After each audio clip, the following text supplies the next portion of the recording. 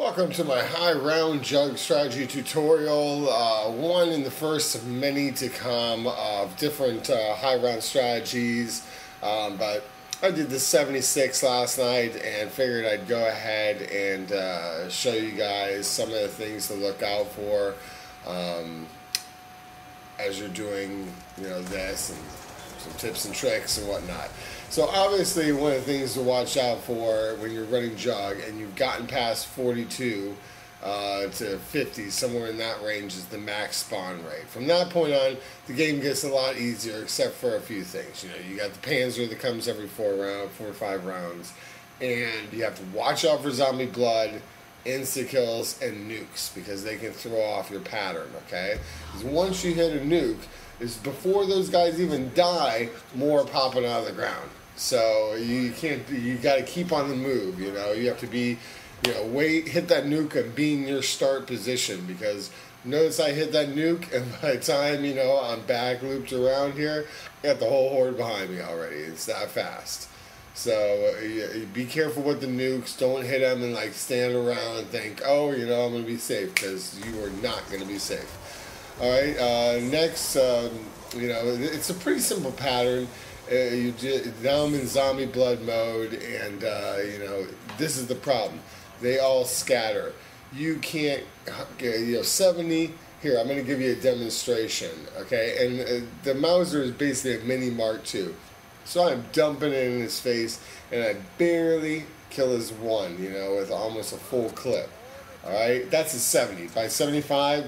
That's done. Forget about it. Okay, so maybe 2 clips at 75. So anyways, but what I do is I throw an airstrike grenade over at the beginning area to get them to spawn over there, and if I mistakenly get a zombie blood, I try to avoid them, but sometimes you just run into them or I punch into them. So it's a good way to get the formation back in check. Whether it be a monkey bomb or an airstrike grenade, which I always suggest airstrike grenades, because if you're going for high rounds, you don't want to be hitting the box more than 2-3 times. And what are you really going to get out of the box is better than the Mauser and the staff and the airstrike grenades, besides monkeys and a Mark II. So there's really no need to ever hit the box.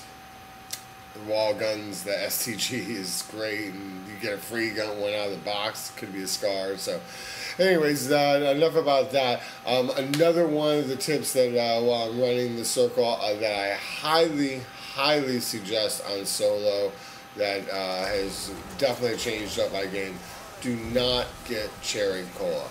Alright, electric cherry on solo is a death sentence, guys. People were asking me, why aren't you picking up that electric cherry, when I was streaming part of this yesterday, which you can see this full game on my Twitch channel and my podcast archives, at least from 36 to 75. But they were asking me why. Well, when you go down and you have electric cherry, it sends out a shockwave to all the zombies around you, who then freeze where they're at. So when you get up, you have you're completely surrounded by zombies, and if it's any round higher than 40, 50, and even then it's bad, because you'll have to sit there and just dump and try and make a hole. You're getting up and going right back down. Alright, basically now here I'm noticing my shield's weak, so I wanted to show you guys, just set it down there in the path, let them smash it. Now I take, if I'm having them smash the shield, depending on how weak it is, sometimes I'll go wide here just to make sure I have enough time. But actually, if you've got them all tight behind you, you could just cut through the jug area, and once they start, going into the jug area, then you can sprint, and there's plenty of time to do it that way. So there's 2 options on getting. If your shield's gone, I'll just go into the jug area. Just do one more lap and get another shield. So it's that simple. Now that's this strategy. There are several other strategies and places on the map that I plan on showing you. A lot of people are running behind the tank room.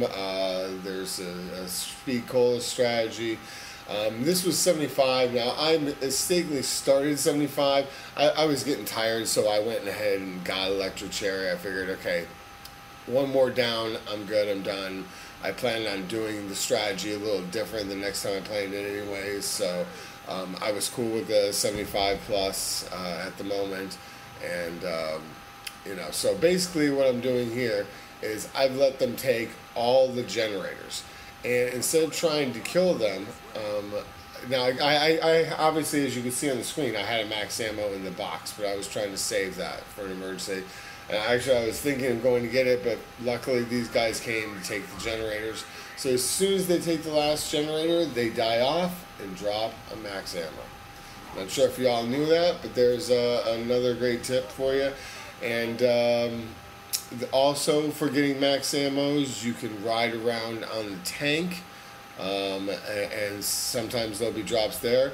You can dig them up with the golden shovel, but next time when this round, right before it ends, you know, make sure you start up a couple of generators, at least one. I'm not sure if it's 2 or 3 yet.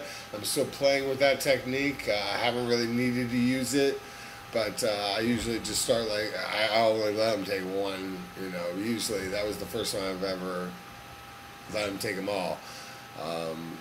But a little later here, I start Jugg back up, you know, while I have a nice tight horde, and it was pretty simple to do.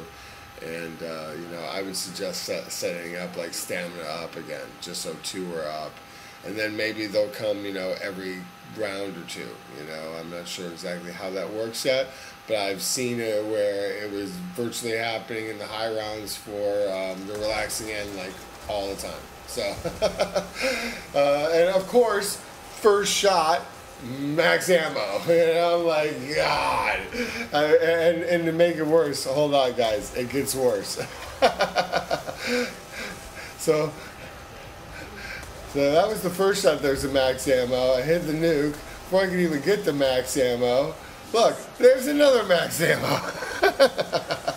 So obviously I only needed a couple shots, and I just I wasn't conservative on my ammo. I should have realized I was at my end of my round. I was very tired, you know. I've been playing that 95 the day before, and I wanted to do a high round solo game, and I got some good rest today though, so I am going to probably later on start another game and go for my 100 plus finally. And I'm definitely going to use another strategy that I did a separate video on that's coming right after this one, about setting up a high-speed triple robot trap. So make sure you watch that video as well if you're interested in playing high rounds. And you know, basically when you're doing your circle here, you know, you want to kill him right there at the beginning area, and try and throw down a shot as close to that spawn hole as possible, like maybe right by the doorway in the center,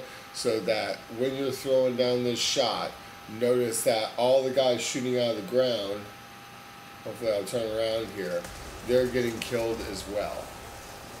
Alright, so you're actually taking out more than 24, you're taking out almost about 30.